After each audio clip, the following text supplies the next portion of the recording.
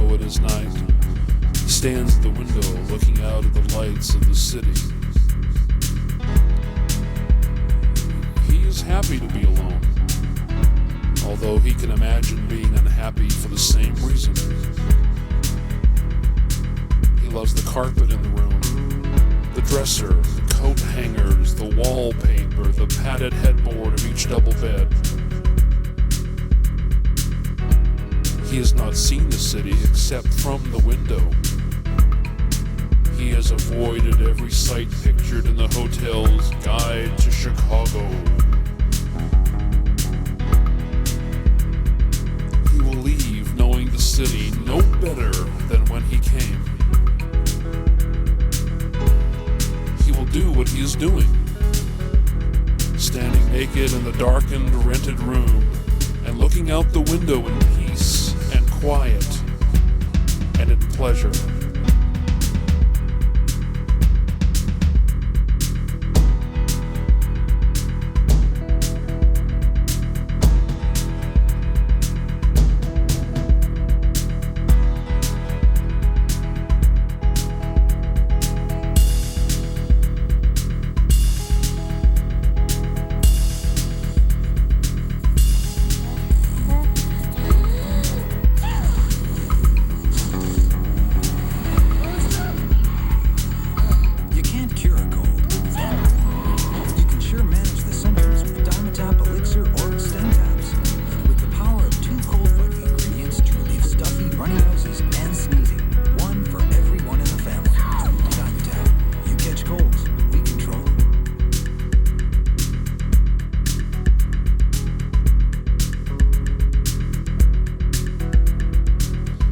Watching the local news on television, he recalls visiting the city as a young man. He recalls walking past a barber shop in which a barber was fighting with a customer. The barber knocked the customer down. Remembering this makes the man want to leave Chicago. He is uneasy. He closes the curtain and returns to bed but cannot sleep. So sits up and stares at himself in the mirror mounted on the opposite wall.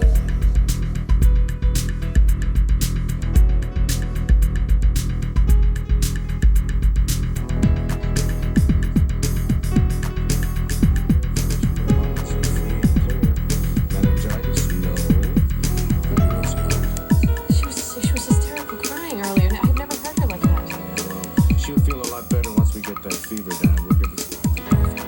Is that all you can do, Bob? Well, until we get that fever down, what's the test? It's gonna be wait and see.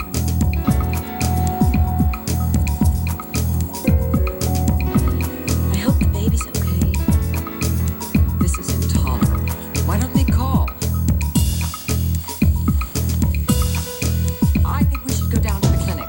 Oh, no, they don't want me there, but I mean, Lily might need you, and I know you're worried. This is hardly the happy, lovely holiday that I had hoped for. I know what you mean. I feel the same.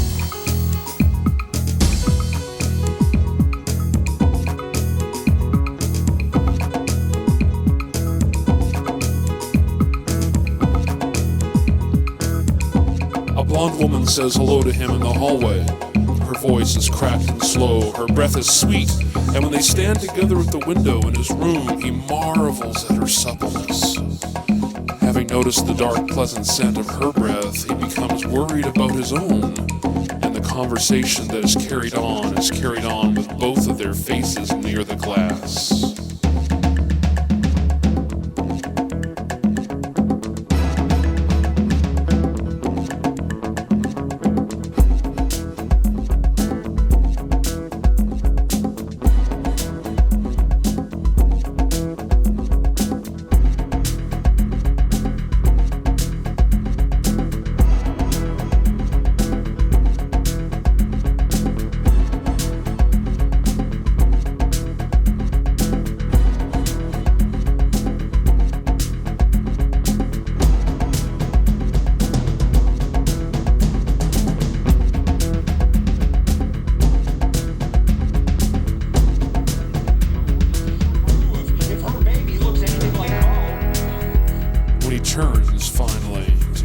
his lips against her forehead. He does not breathe, but she restrains him there, his lips on her skin, and he is forced to exhale into her hair, which smells heavenly.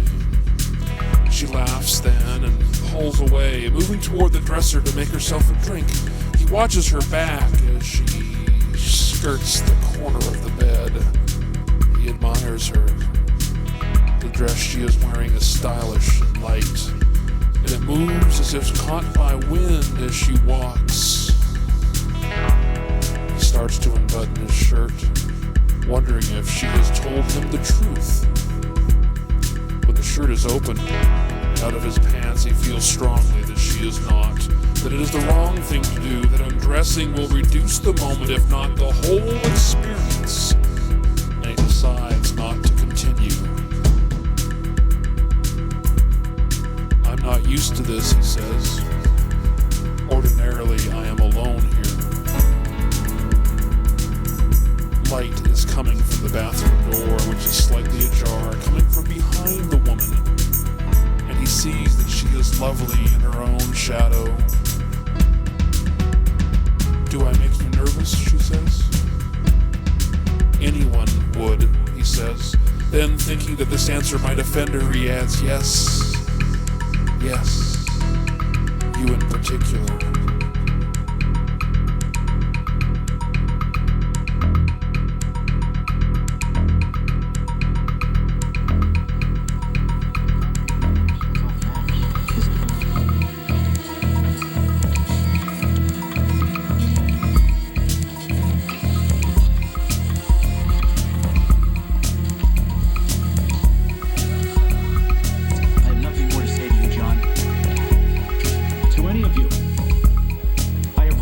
At my disposal, and I'll use them to find Barbara. And then I'll see that the three of you lose your jobs and your credibility forever.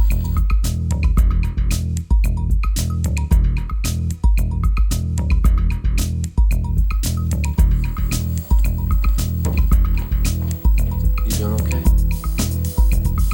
Yeah, it's just, well, what a night, huh? First Emily shows up in my damn foot, and Ben's news. I know the truth, yeah. I just feel so bad for him. I feel bad for Camille. How could she? I don't get it. I just don't get how two people who love each other can hurt each other so much.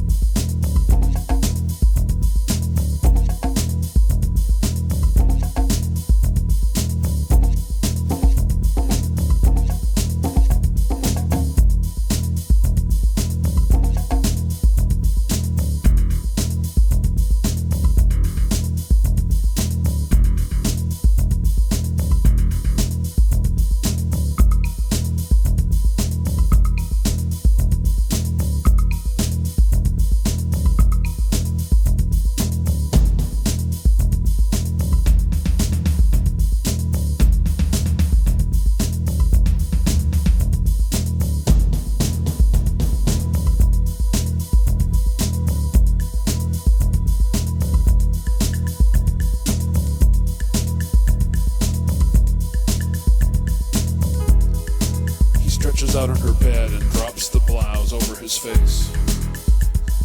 Things look funny through this, he says. Many magical things can happen.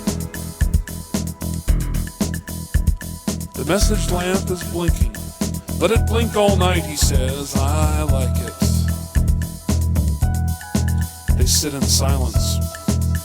He watches goosebumps appear on her naked shoulders and then disappear. Appear again. She's looking out the window at the graying sky.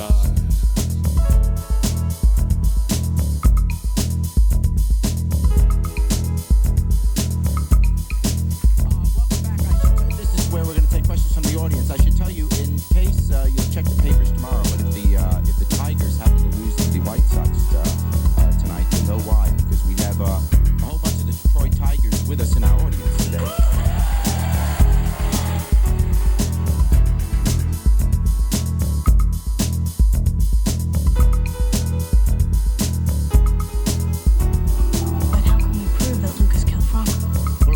would be to reopen the investigation of Franco's murder.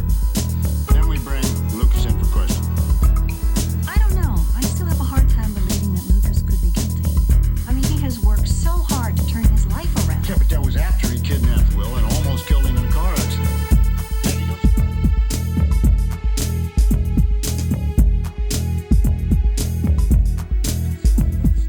It's in the toothpaste style. New Arm & Hammer dental care gum with baking soda.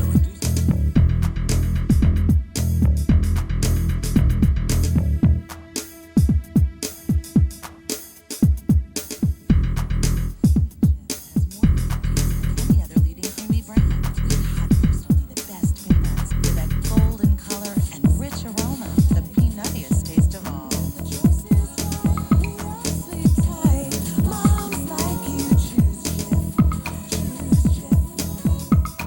Is your tissue making her cold, red nose worse blow after blow?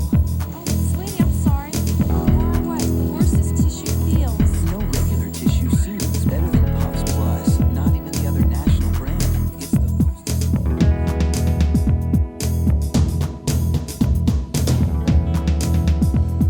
When he wakes up the next morning, she is packing.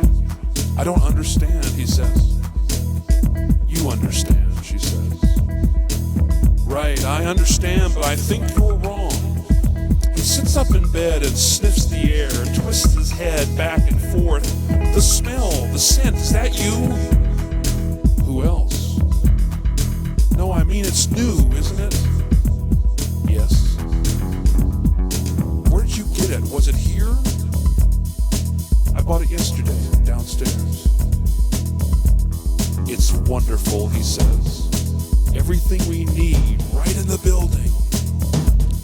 She kisses him softly on the cheek, and he holds her, puts his arms around her. This is awkward, he says. She pulls free of him and walks to the door. He looks at the window, stares at it, at its whiteness and the way it seems to push itself into the room. It's very pretty, he says. To see it close like this is very pretty. She lines her suitcases at the door and takes a last look at the room. It is snowing. Flat spots of white slip down and across the window. The buildings of the city are obscured by the dense snow, and the glass has the look of a wall. She dials room service that sits beside the man on the bed, and they wait. And the bellman comes, and she gives him bills, and he takes the bags away.